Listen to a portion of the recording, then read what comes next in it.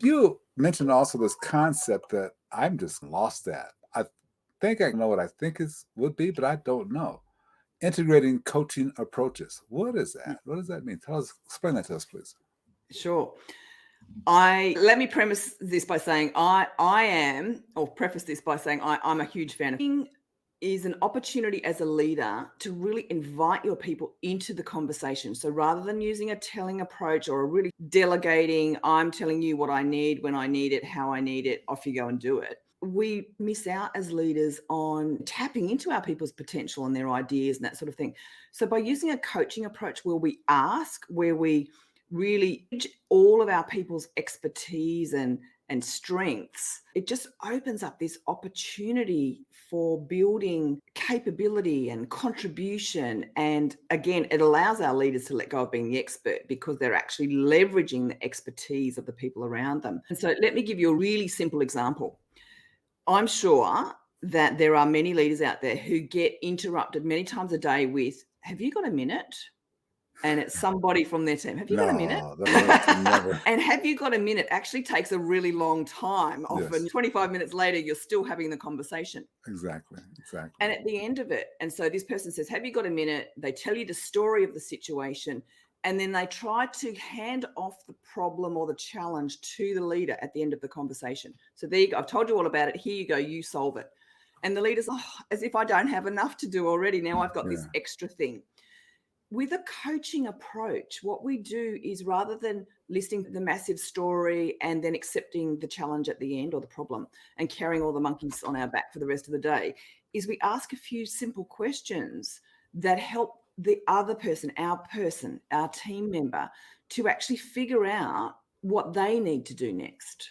So very quickly, we move from getting this big brain dump and then having a problem to solve ourselves to facilitating Huh. the problem or the challenge being resolved by the member of our team.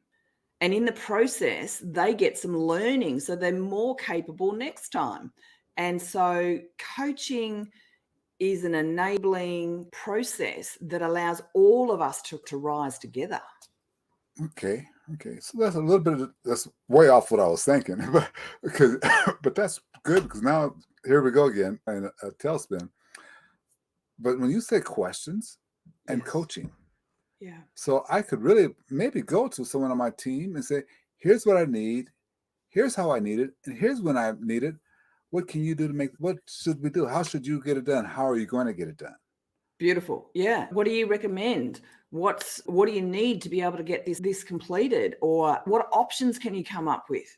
Yeah. So you don't have to know the answer to everything. You don't have to solve the problem. You don't need to be the expert in everything. Use the experts around you. That makes sense. But I'm gonna play devil's advocate with you. Why aren't we doing it? Why are not more leaders doing it? Yeah. Actually, it's quite simple, Glenn. One, probably that's not an approach that their leaders use with them. So they haven't Hmm. been exposed to it. Two, they may think that they are already doing it. And there's a lot of research that suggests many leaders believe that they are coaching when actually they're not. And the third reason is because they actually haven't been given enough exposure to what coaching really is and how to do it effectively.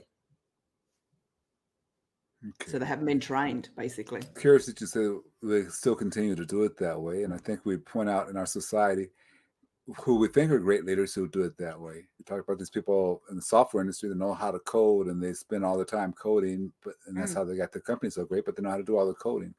mm. They're not really leading, but I don't think we're getting the full story in that for some of those Yeah. people. Yeah. And I think what we'll see is that there's a point in time when something needs to be added into that mix.